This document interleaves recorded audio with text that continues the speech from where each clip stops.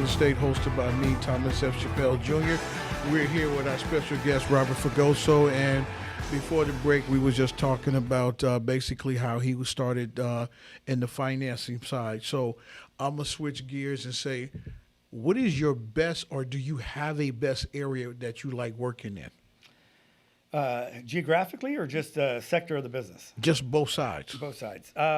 Geographically for me, on the lending side, we can do most of the continental U.S. On the flipping side, it's really L.A. and Orange County here in Southern California. Okay. I like Southern California. I like to do the flips that are close. I was doing Northern California, and I kind of got away from that, only in that their labor rates kind of went crazy, and it made it really tough to transact and get things fixed up on a timely basis, and so locally there's more available. I've got more teams here, so it's easier for me to do the flips here. So what makes Long Beach and Orange County? Is it because of the beaches or what? No, just all of LA County. I mean, we've got stuff that is, anywhere from, like low end in LA to, I will actually, right now, we sold that one, but most of my houses right now will resell for above $1.2 million or $1.3 million. And I think that's just kind of the way the opportunity came. Okay. It's not necessarily by design. If I had a choice, I'd rather flip more houses that were going to resell between 800 and $1.2 million right now than the ones that I've got. Although, sometimes these deals are great. I'm not a huge fan of the little, like $200,000 houses. It's the same amount of work, and to make $40,000 versus $150,000 or $200,000 on a house, I'd rather make the larger chunks. So. Might as well reach for the stars instead of But sometimes you do got to start, small and then work your way up, and things like that. Now, I'm going to ask you this question. I've heard you say it a lot of times, and some people don't really understand it when I regurgitate it. You said one time that you don't start a business to keep it, you start a business to sell it. Now, expound on that for me, please. So, with Anchor Loans, I think one of the things that we realized when we finally sold the company was that we could have built it twice. We started that company in '98. And, we could have sold it probably in the early, 2003, 2004, when the market was heating up. The non-competes would have ended after or during the Great Recession, and we could have done it again. But by the time some of the partners were getting older and said, hey, how do we exit this? How do we get our money back out of the company? How do we do all that stuff? And really the way to do that was to sell it. And so we had to reposition everything that we were doing in order to make that as a sale. So what you don't realize when you're in a company and you're making money and you're going along was that, you have to really have a planned exit, even if you never take that exit. It's like a parachute, right? And so, but going with the mindset of, hey, we're going to exit, gives you a completely different mindset when you're building the company. And the reason that's important is that most people, they build these companies and the companies are surrounded around them. So they trap themselves, right? And one of the reasons franchises are so attractive to people is that it comes with all of the systems so that the franchisee doesn't necessarily get trapped in the franchise, right? Correct. Here's the systems you're hiring, here's what you hire, here's the people, here's how you train them, here's the manuals, here's everything. Well, when you take the same approach for whatever company you've got, doesn't matter what company, even if it's a restaurant, whatever it is, but you take that same approach, you start to build enterprise value. And if you are not center of the universe for your company, right, your company is going to have more enterprise value. And sometimes that enterprise value is going to surpass in a very significant way whatever your revenue is. So let's say you're making, a couple $1 million a year, or like the company our size was making significant amounts of money. When you go to resell, you might get, in a normal market, 6 to 7 times EBITDA, which is your net revenue. And you can get 8 times if it's got potential for growth. And if it's got the potential to change a marketplace, you can get as much as 10 plus times.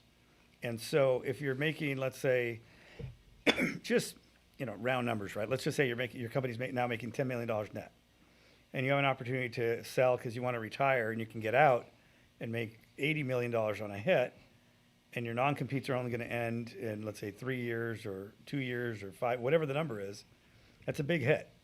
And that alone, those big chunks, afford you the opportunity to do other things.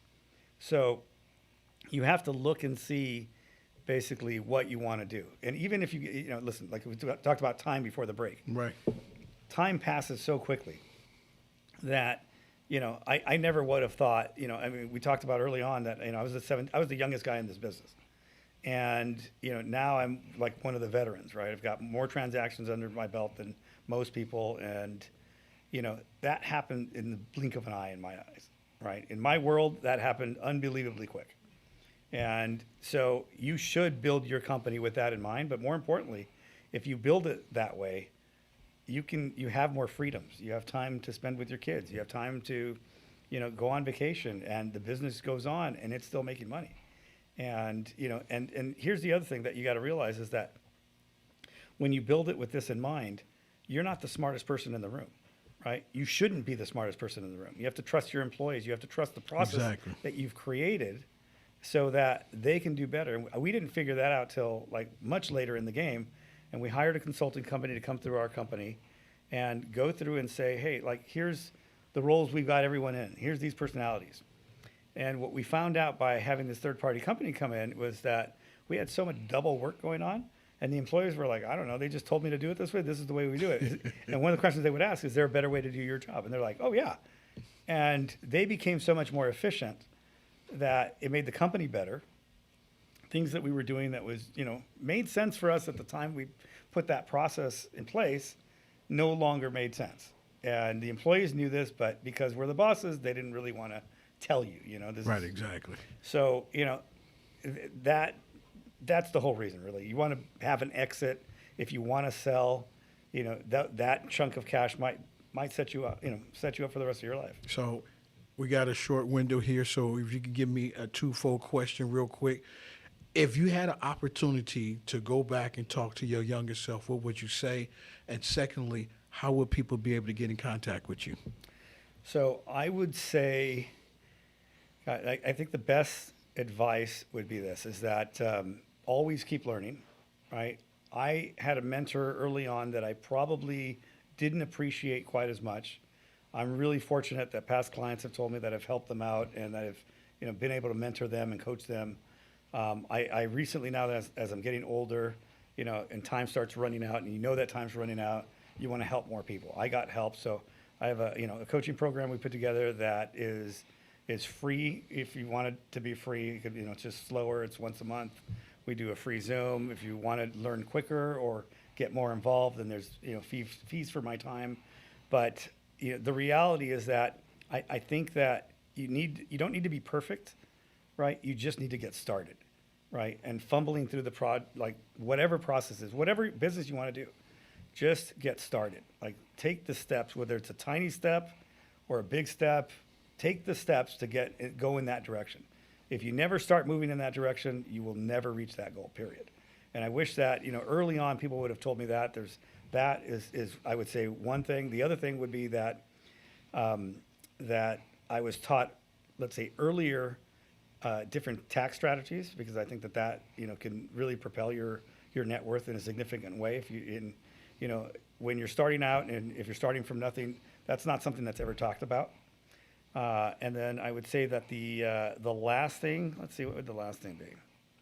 I think those two things are probably pretty important. And how will people get in touch with you? So you can go to my website, robertfragoso.com, or you can email, if you want to reach me personally, it's it's robert@robertfragoso.com or info@robertfragoso.com if you're just looking for information on the free seminars and the different mentorship programs. Well, Robert, I want to thank you for being a part of this and also being there every time I ask you. Yes. Yeah, don't forget, we're going to be on at the club here locally. Yes, I was getting ready to do that. Thank you. Right. If you want more, Mr. Fragoso, on March 15th, he will be speaking on Zoom at the Black Inland Empire Real Estate Investment Club. So reach out, go RSVP on Meetup and all the social media. Also on February the 23rd, The one he's speaking at is going to start at 6 p.m. for Pacific time, 9 p.m. West Coast time. We can catch it on Zoom. Just go ahead and RSVP on the 23rd of February at 6 p.m. to 9 p.m. We'll be at Epic Event Center doing the Business Expo. You can check us out on Meetup as well as I3 Social Club, and you can just RSVP there, or you can contact me at 404-844-1828.